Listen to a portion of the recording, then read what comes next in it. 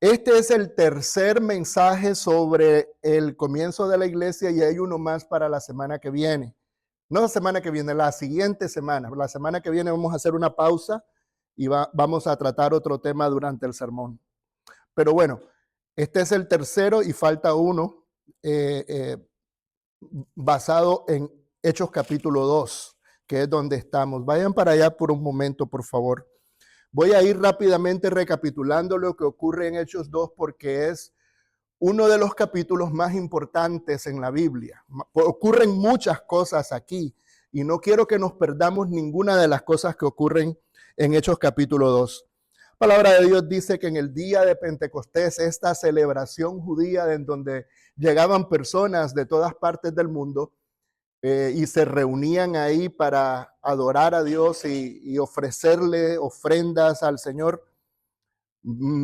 Se reunieron aquí y Dios decidió en su soberana voluntad hacer que el Espíritu Santo, de una forma inesperada y repentina, descendiera sobre los apóstoles de Jesús según la promesa que él les había dicho. ¿Recuerdan? Juan bautizó con agua, les dijo Jesús en el capítulo 1, mas vosotros seréis bautizados con el Espíritu Santo dentro de no muchos días. Escuchen bien, no es bautizar, no es bautismo del Espíritu Santo, es bautismo con el Espíritu Santo. En otras palabras, no es el Espíritu Santo el que bautiza, es Jesús el que bautiza, según Mateo 3, y el Espíritu Santo es el elemento en el cual uno se sumerge para que lo llene por completo. Y eso fue lo que ocurrió con los apóstoles en ese día. Vino el Espíritu Santo, comenzaron a hablar en nuevas lenguas y estaban hablando las maravillas de Dios, dice la Escritura. Y lo que ocurre después es que los demás se silenciaron y dejaron que Pedro predicara por primera vez el Evangelio de Jesús. Qué privilegio más grande. Ya Jesús le había dicho a Pedro, tú eres Pedro y sobre esta roca edificaré mi iglesia y las puertas del Hades no prevalecerán contra ellas. Y le dice Jesús, y a ti te daré las llaves del reino de los cielos. Aquí se abre el reino de los cielos y Pedro tiene la llave para abrir esa puerta. Y es la predicación del Evangelio de Jesús. El Evangelio produce la iglesia. En otras palabras, donde quiera que se predica el puro Evangelio de Jesús, se predica la iglesia. El contenido del sermón de Pedro, por cierto, todos nosotros lo debemos dominar. Les digo por qué. No solamente para nuestro beneficio personal, sino también para compartirlos con otros. Porque ese mensaje no solamente es el que hace que la iglesia se establezca, sino es el mensaje que hace que el alma nuestra pueda entrar en el cielo un día. Puede ser a través de nuestra propia muerte, aunque no nos gusta pensar al respecto, como puede ser que Jesucristo venga por segunda vez. Necesitamos ser salvos y para poder ser salvos es necesario que se implante en nuestros corazones el puro mensaje del Evangelio. 4 cosas les dice Pedro predicando desde el verso 22 hasta el verso 35. Número 1, escuchen, Jesús fue un varón aprobado por Dios. ¿Cómo lo sabemos? Dice Pedro, por todos los milagros que él hizo. Porque Jesús no hizo esos milagros en secreto, los hizo delante del pueblo. El pueblo sabía que Jesús hacía milagros, lo que no sabían era el significado de esos milagros. Lo que quería Dios a través de esos milagros era que la gente entendiera que Jesús había venido de Dios y que lo que él hablara iba a ser palabra de Dios. Iba a tener el sello garantizado de que Dios estaba detrás de todo lo que Jesús hacía y decía. La segunda cosa que le dice, después que le dice que Jesús es un varón aprobado, es que Jesús fue asesinado en una cruz. Y algunos de los que estaban ahí presentes fueron partícipes de una forma indirecta en la crucifixión de Jesús. Algunos de los que estaban ahí sabían que habían sido parte de ese grupo de personas que habían dicho, crucifícale, crucifícale, que habían aprobado que los soldados romanos agarraran a Jesús y lo clavaran en una cruz de una forma injusta, siendo él inocente, no habiendo cometido ningún delito. Y le dice la palabra de Dios que a pesar de que ellos participaron en el asesinato de Jesús, al final había sido parte de un plan. El asesinato de Jesús no sorprendió a Dios. No fue que Dios dijo, ay, ¿ahora qué hago? Me echaron a perder el plan con el Mesías. No, era parte de su plan que el Mesías muriera por nuestros pecados. De hecho, la palabra de Dios dice que el nombre Jesús significa eso. La palabra Jesús significa Dios salva. En otras palabras, que Jesús iba a ser el medio a través del cual Dios habría de salvar a la humanidad.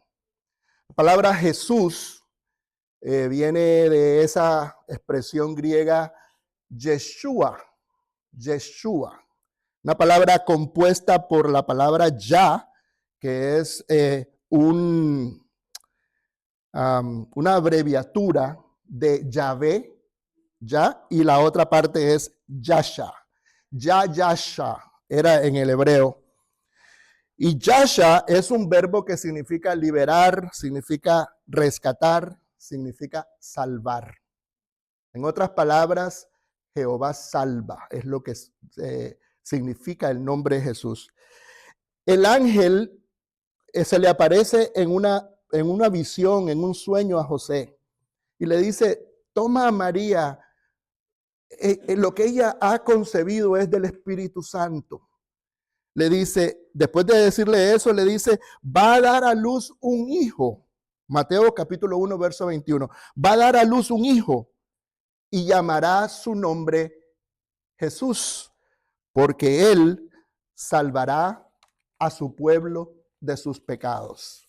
Ahí estaba la definición del nombre Jesús.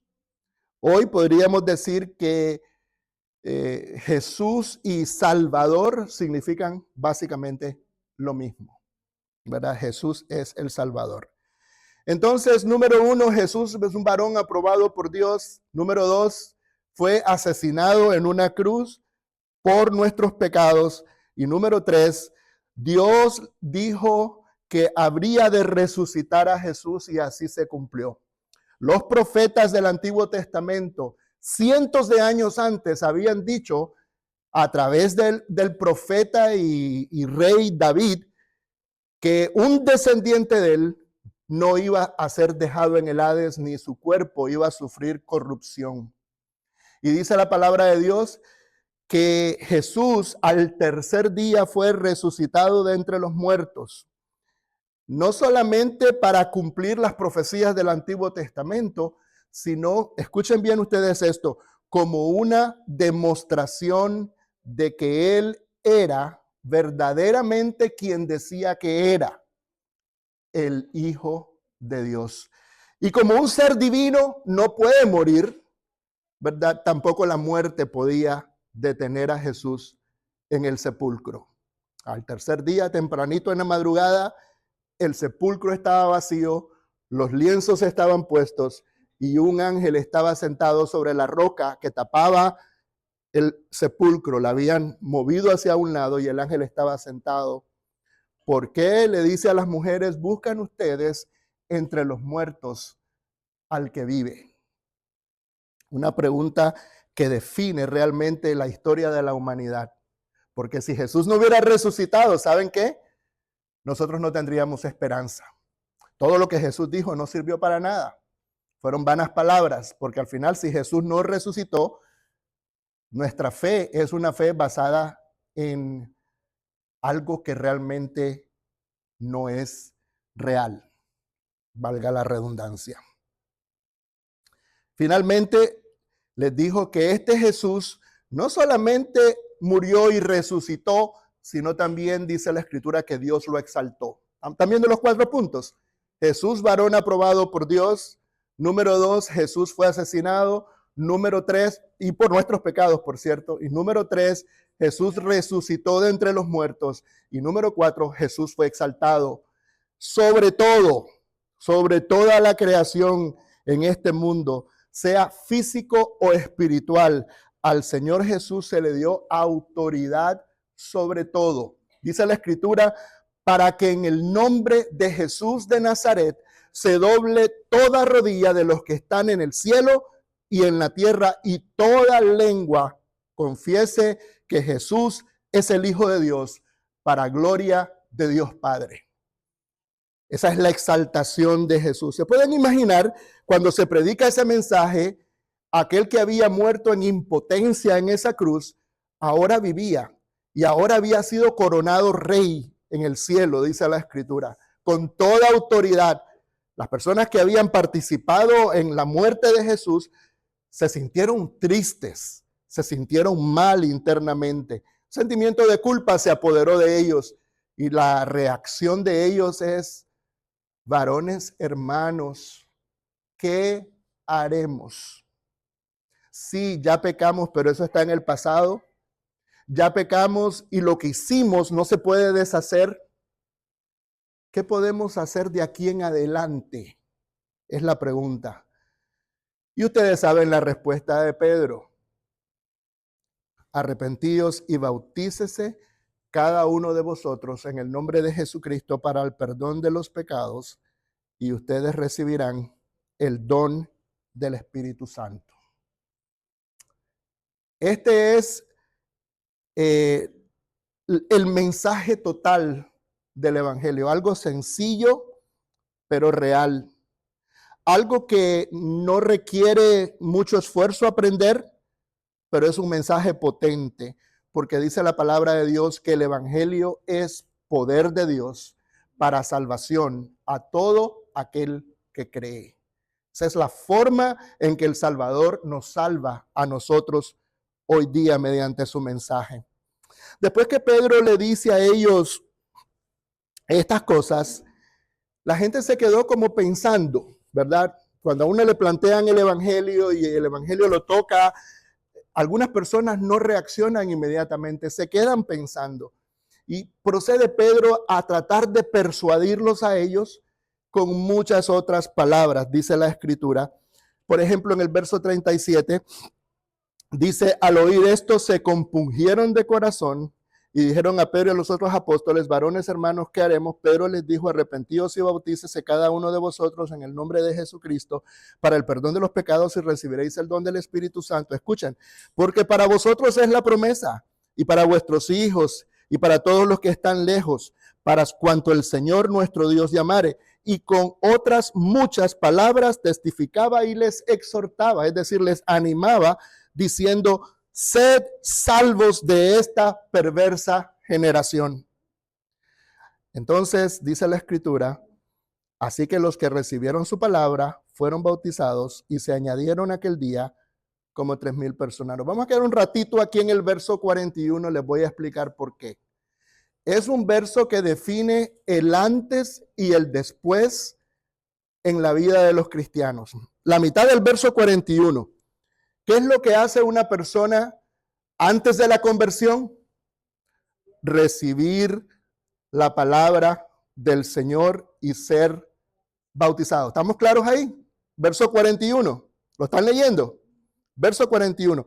Recibir la palabra de Dios y ser bautizados. No es suficiente con solo creer y quedarse inerte. En la Biblia, la fe es activa, no es pasiva. La fe nos lleva a la obediencia, a lo que sabemos que es real ahora. Cuando una persona no obedece, ese es indicio, esa es evidencia de que esa persona todavía no cree. Porque lo que estamos diciendo aquí es que en este mensaje, creer en Jesús no es solamente creer en que Jesús existió. No es solamente creer en que Jesús anduvo aquí en la tierra por un tiempo nada más. No es solamente creer que Jesús murió por nuestros pecados y fue resucitado. Aunque todas esas cosas son necesarias, Si nosotros no hacemos nada al respecto, es como si no hubiéramos creído. ¿Se dan cuenta? Si las personas no quieren cambiar sus vidas, no quieren arrepentirse, y si las personas no quieren sumergirse, que es realmente el momento en que uno hace físicamente, de una forma simbólica, lo que sucedió con Jesús. Fue sepultado Jesús y resucitó al tercer día. Es lo mismo que sucede cuando una persona se mete en el agua y sale del agua para nueva vida. Dice la Escritura que en ese acto el poder que resucitó a Jesús de entre los muertos es el poder que se nos da a nosotros para vivir una nueva vida. Eso es lo que nos hace a nosotros nuevas criaturas. Eso es lo que nos da a nosotros la capacidad de poder obedecer la palabra de Dios. Y esto es lo que siempre hemos dicho nosotros en estudios bíblicos anteriormente. No espere hacer cambios antes de recibir al Señor. Oh, no, yo estoy esperando resolver este problema en mi vida. Tengo esta adicción o tengo este hábito malo. Estoy esperando limpiarme para poder recibir al Señor porque no quiero ser hipócrita. Eso lo he oído muchas veces. Y quiero decirles esto, es una forma de pensar equivocada. Porque sin el Espíritu de Dios nosotros no podemos cambiar. Necesitamos recibir dentro de nosotros al Espíritu Santo para que nos dé esa nueva vida. Y además, ¿saben qué es lo que hace el Espíritu Santo? Dicen en Romanos capítulo 8, el apóstol Pablo dice que si el Espíritu que resucitó a Jesús de entre los muertos mora en nosotros, ese mismo Espíritu nos va a resucitar a nosotros en el día postrero. ¿Qué les parece? La resurrección nuestra va a ser mediante el poder del Espíritu Santo, dice la Escritura. Entonces, versículo 41, la primera parte, recibir su palabra, ser bautizados. ¿Y qué pasa después? Dice la Escritura aquí que además del perdón de los pecados y el don del Espíritu Santo, dice que se añadieron aquel día como 3,000 personas. Añadirse. Entonces, dos palabras. Antes de la conversión, recibir su palabra. Después de la conversión, ser añadidos. La pregunta cabe aquí. ¿A qué somos añadidos? Y aquí es donde venimos al meollo del tema de hoy. ¿A qué somos añadidos? Tratando de estudiar sobre esto, fui a mi interlineal griego.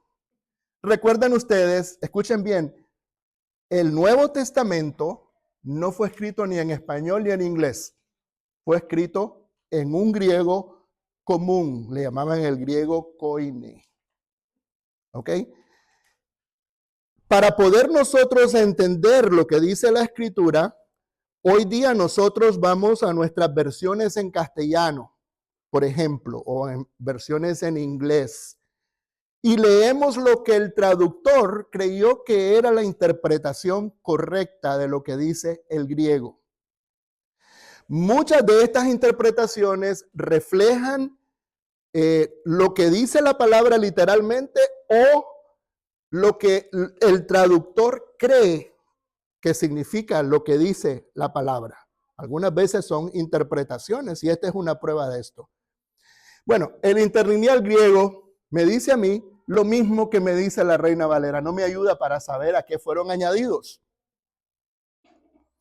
Ustedes dirán, bueno, no, está claro que fueron añadidos a la iglesia. Y la respuesta mía es, bueno, estamos supuestos a ser estudiosos de la palabra de Dios. Si alguien nos pregunta, espérate un momentito, fueron añadidos, pero aquí no dice que fue a la iglesia.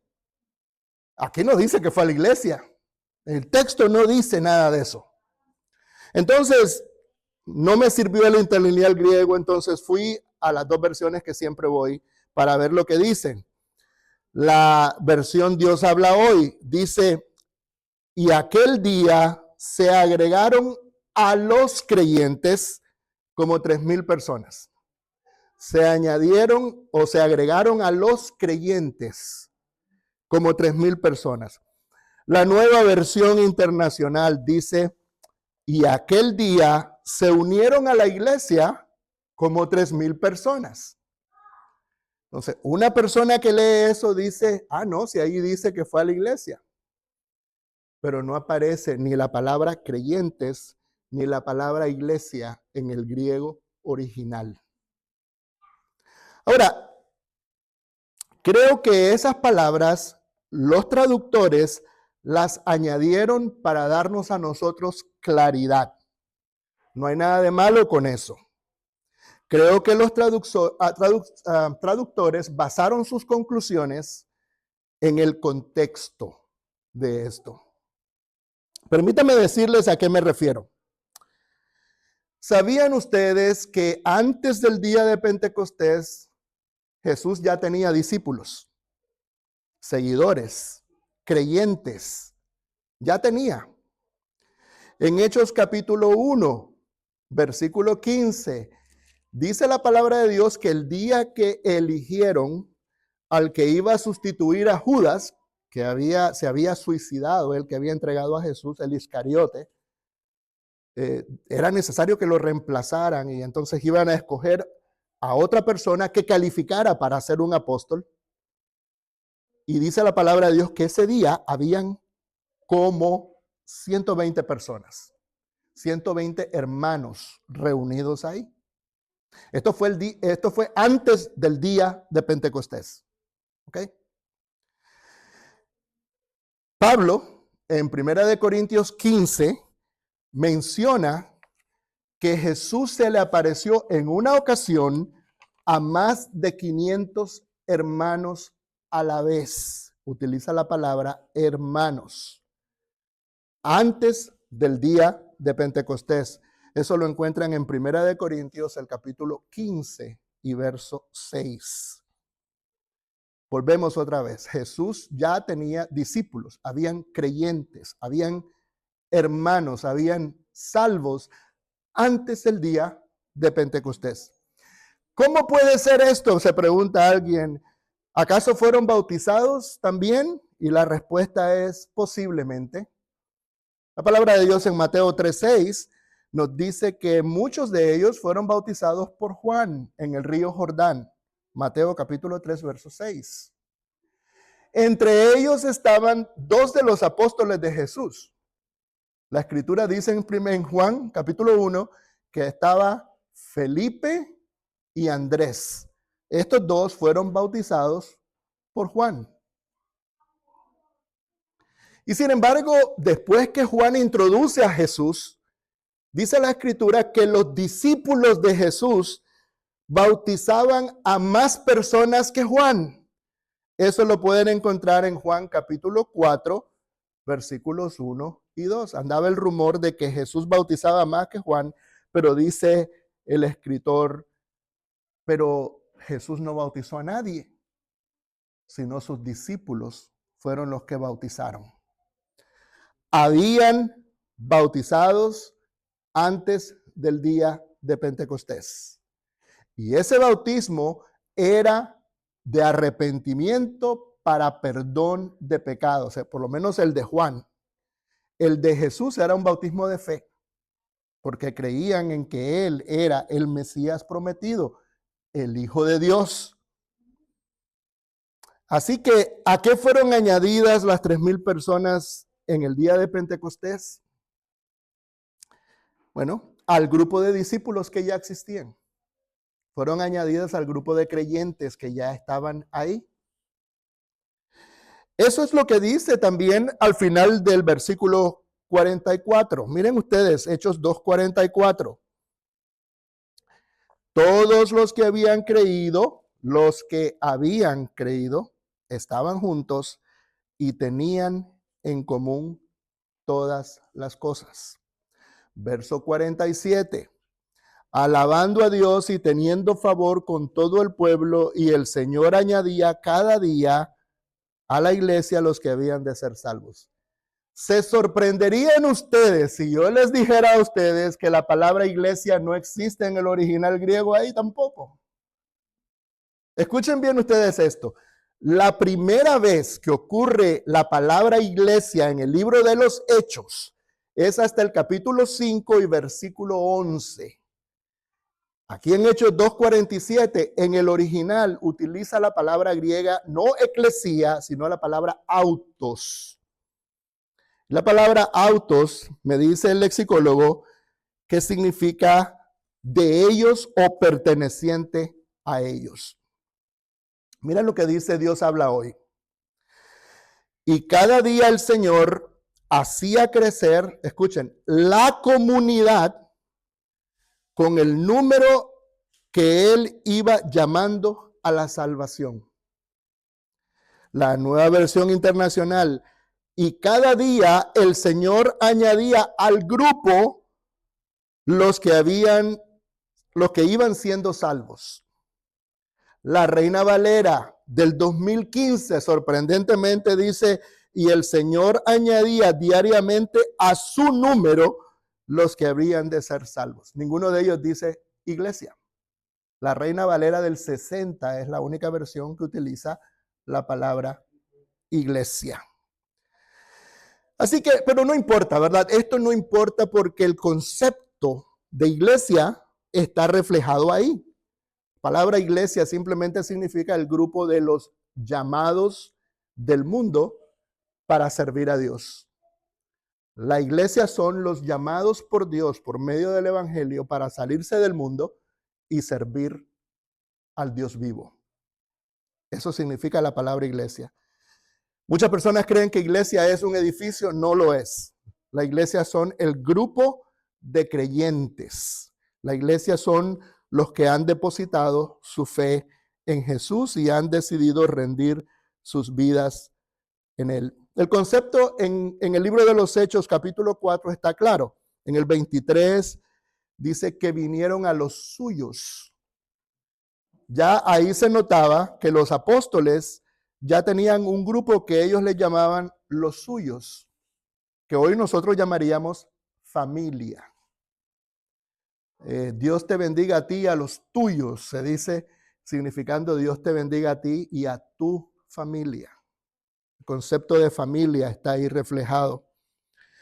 En el versículo 32, la multitud de los que habían creído era de un corazón y un alma. Había unidad dentro de esa comunidad de creyentes. ¿Por qué me he tomado el tiempo para hablar sobre todo esto? En primer lugar, porque quiero que estudiemos la escritura tal y cual es, ¿ok? Que salgamos de la norma de ver nada más, de leer el texto y llegar a nuestras propias conclusiones, que vayamos más profundamente para interpretar con integridad lo que Dios dice en su palabra. Pero quiero que lleguemos a ciertas conclusiones para terminar.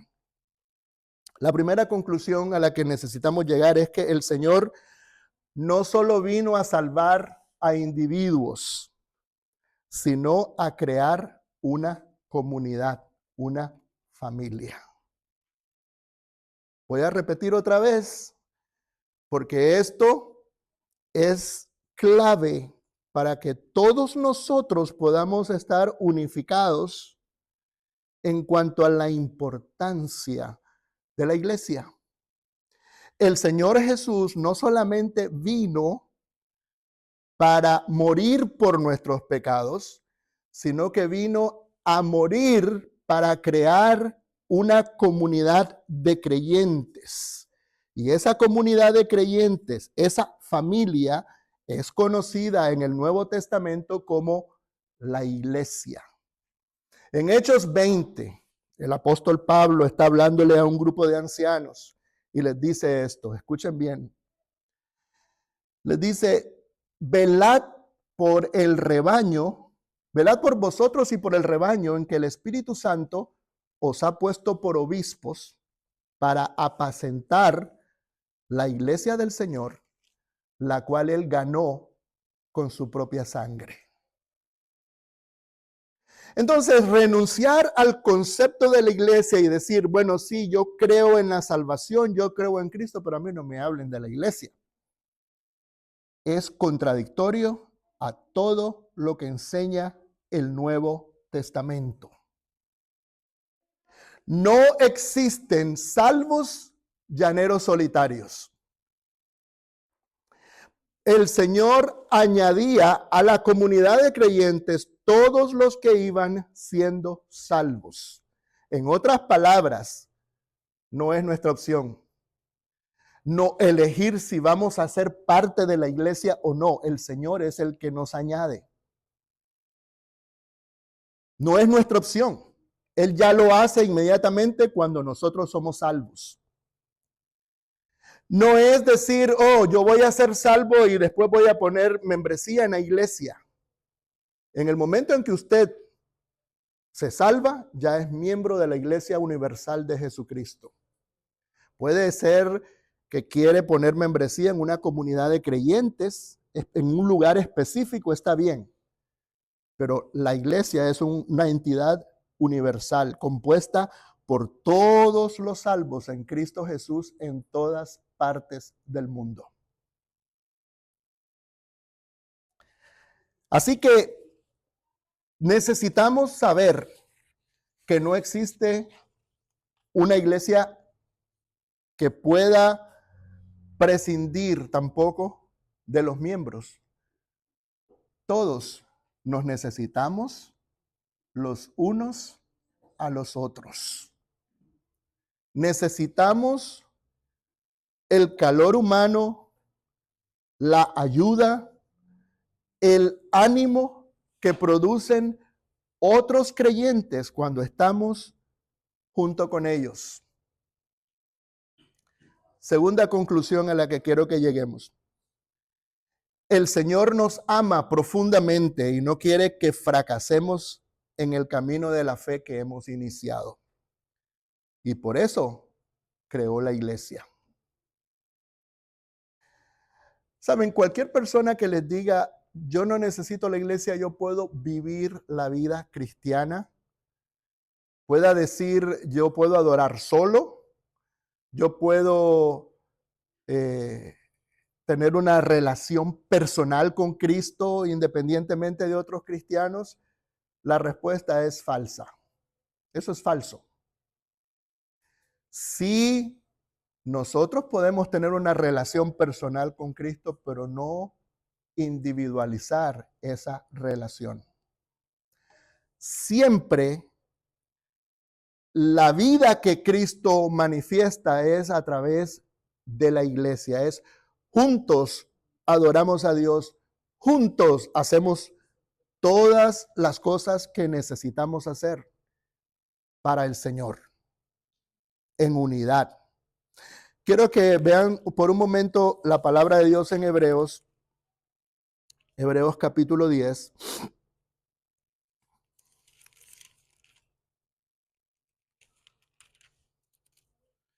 Vamos a solamente leer versículos del 23 al 25. Miren lo que dice aquí la Escritura.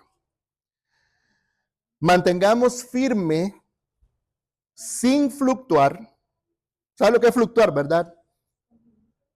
Estar algunas veces fuertes en la fe, otras veces débiles en la fe, estar ahí reuniéndome, otras veces no. Estar en conexión con mis hermanos, otras veces no. Responder a mis estados de ánimo, eso es fluctuar. ¿Verdad? Las emociones fluctúan, es normal, pero nosotros no debemos dejar que las emociones sean más fuertes que la firmeza a la cual el Señor nos ha llamado a estar. Mantengamos firme, sin fluctuar, la profesión o la confesión de nuestra esperanza, porque fiel es el que prometió. Hablando de esperanza, y dice, esa esperanza también es firme. Dios no fluctúa. Dios no nos trata a nosotros algunas veces de una manera buena y otra manera mala. Dios no actúa mediante emociones. Él es firme en su promesa. No cambia. Dios es, escuchen bien esta palabra, inmutable. No se puede mover de quien es Él. Su naturaleza es estable. Por eso es que Él es nuestra roca en la cual nosotros podemos acudir en cualquier momento de necesidad y poder refugiarnos en Él. Verso 24 dice, y considerémonos unos a otros para estimularnos al amor y a las buenas obras.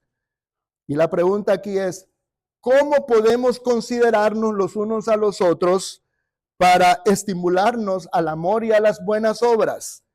Verso 25, no dejando de congregarnos,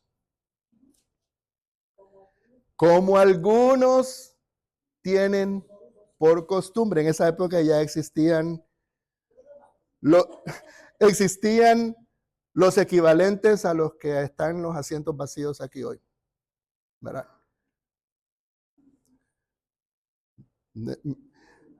A mí me da risa porque cuando uno no quiere reunirse con la iglesia,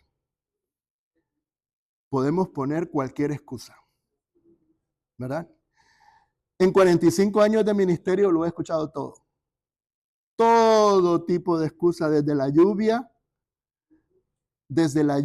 hasta el clima, hasta la gente, hasta la política, hasta cualquier cosa. Si esa persona hace ¡achú! Ya estoy resfriado. En domingo, ya el lunes se curó. Pero dice, no nos dejemos de congregar. Esto no es un mandamiento. Escuchen, esto es lo más lindo del mundo. Esto no es algo que Dios nos impone. Él quiere que comprendamos que nosotros necesitamos estar firmes en la fe para llegar a nuestro destino final. Y la manera en que podemos estar firmes es ayudándonos los unos a los otros, animándonos a hacer buenas obras y a producir amor hacia nuestros semejantes. Él quiere hacerlo y sabe que nosotros los seres humanos somos débiles. Hoy tenemos disposición y a lo mejor mañana no. Y cuando yo no quiero seguir mi vida cristiana, va a haber otros hermanos que me van a decir, ánimo, José, ánimo. Vamos a orar, hermano, para que el Señor te fortalezca en este tiempo de debilidad, en este tiempo de desánimo, rodeado de tantas malas noticias, por cierto, en el mundo. Necesitamos, como iglesia, aprender a levantarnos los unos a los otros. Cuando estamos caídos, ya lo vi Elizabeth, ¿okay? Cuando estamos caídos,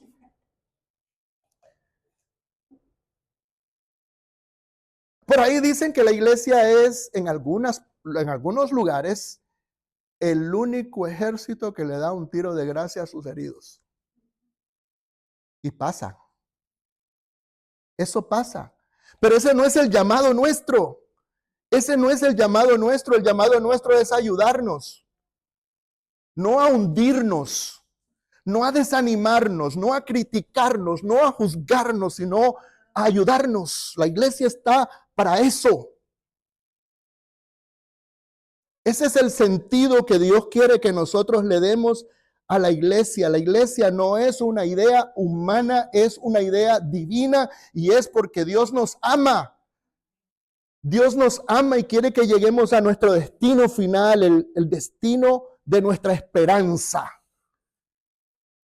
Y si nosotros nos dejamos porque queremos estar aislados, nos estamos haciendo daño a nosotros mismos. Por eso dije que el congregarnos no es un mandamiento aquí en este texto. Es una medida que Dios creó para ayudarnos. Y nosotros debemos estar conscientes que eso lo hizo Él porque nos ama y quiere vivir con nosotros en la eternidad. No quiere que ninguno se pierda, sino que todos nosotros nos vayamos con Él al cielo.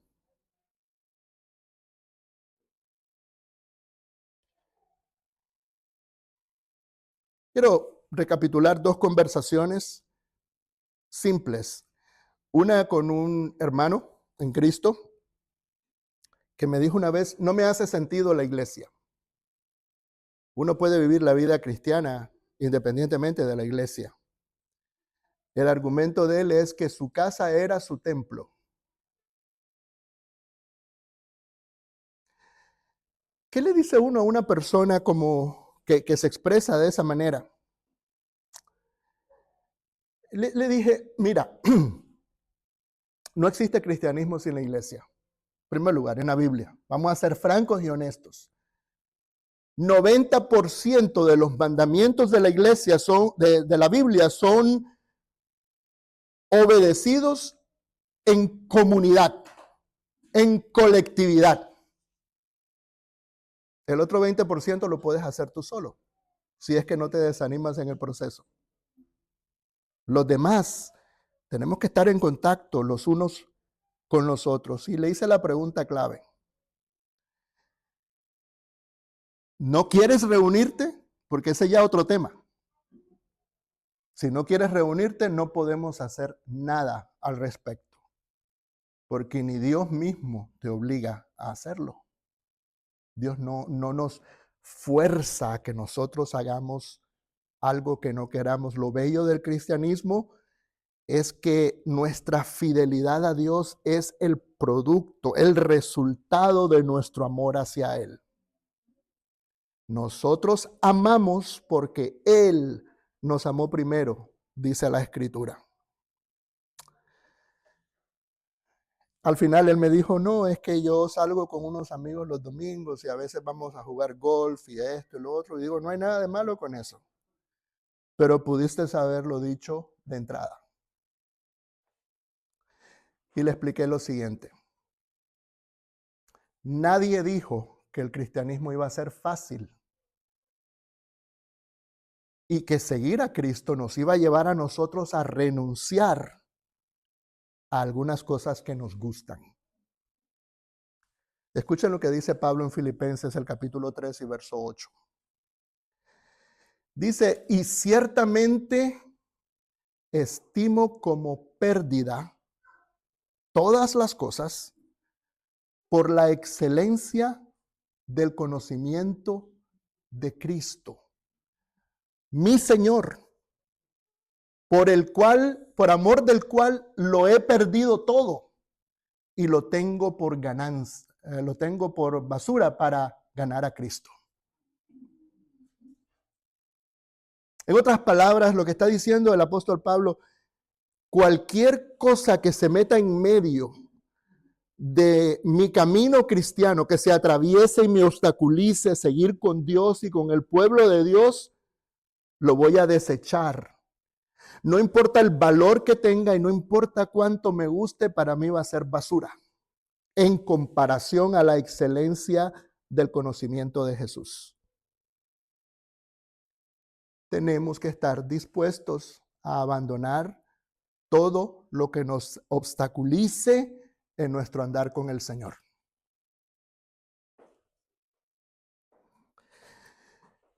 Vamos a dejar la próxima conversación para otro tema, pero ¿saben cuál es la visión que nosotros debemos tener como iglesia? Le ruego a Dios que nosotros podamos cumplir el propósito o los propósitos que Dios tuvo al crear su iglesia. Que nosotros aquí localmente, independientemente de lo que hagan los demás, podamos cumplir los propósitos de Dios para su iglesia aquí y ahora.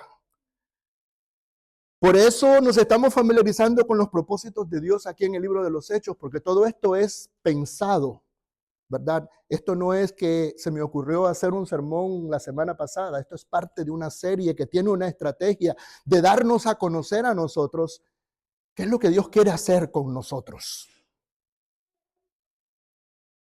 Y lo primero que necesitamos hacer en base a este mensaje específico es dejar de ser un grupo de individuos para que nos reunimos los domingos para convertirnos en una comunidad de creyentes.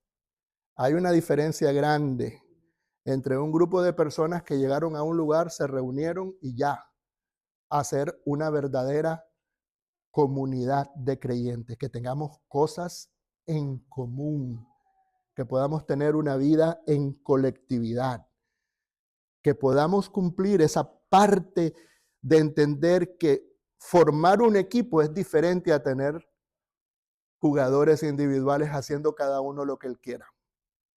Un equipo cumple el objetivo del equipo. Todos los que están participando en ese equipo deben hacer su parte. Y eso es lo que Dios quiere que nosotros hagamos. Dice la Escritura que los que habían creído eran de un corazón y un alma. Estaban claros ellos en los objetivos de Dios. Y pueda Dios crear en nosotros esa conciencia, que estemos todos de acuerdo de que estos son los objetivos de Dios y estas son las prioridades de Dios. Esto que hemos venido aprendiendo y que vamos a seguir aprendiendo es lo que Dios quiere hacer. Escuchen, con nosotros aquí y a través de nosotros allá afuera. Esa comunidad, a esa comunidad que es así, se le conoce en la Biblia como la iglesia del Señor Jesucristo. No es cualquier cosa. Acompáñame en palabras de oración. Señor y Dios nuestro, te damos las gracias por tu palabra bendita. Y gracias por recordarnos la importancia de la iglesia, Señor. No es una entidad lejana a nosotros, es parte de nosotros. Nosotros somos parte de ella y ellos son parte de nosotros, Señor. Reconocemos que tú nos quieres conservar en unidad en cuanto a las cosas que tú quieres hacer y las prioridades tuyas, que nosotros podamos tener claro qué es lo que quieres hacer tú. ¿Por qué nos pusiste en este mundo? ¿Por qué cuando fuimos salvos no nos llevaste al cielo de una vez? ¿Por qué nos dejaste aquí en la tierra a vivir nuestra vida cristiana en este planeta, rodeado de tentaciones y rodeado de tantas distracciones, Señor? Ayúdanos a comprender lo que tú quieres hacer. Cuando abramos tu palabra, que podamos abrir nuestros corazones y podamos entender que todo esto es parte de un diseño eterno, que tú a través de los profetas y a través de los apóstoles y a través de los siglos has venido declarando y diciendo qué es lo que quieres hacer y que solamente requiere de nosotros que nos metamos en tu palabra y la entendamos y la hagamos parte nuestra y la obedezcamos con devoción. Te suplicamos que otras personas a través del ministerio de la Iglesia de Cristo en West Kendall puedan llegar al conocimiento tuyo, que puedan ser salvos y tener la esperanza que nosotros tenemos. Nos ponemos en tus manos, Señor, y ayúdanos, Padre Santo, a buscar la excelencia del conocimiento de Cristo. A través de Él te pedimos estas cosas y te damos gracias. Amén.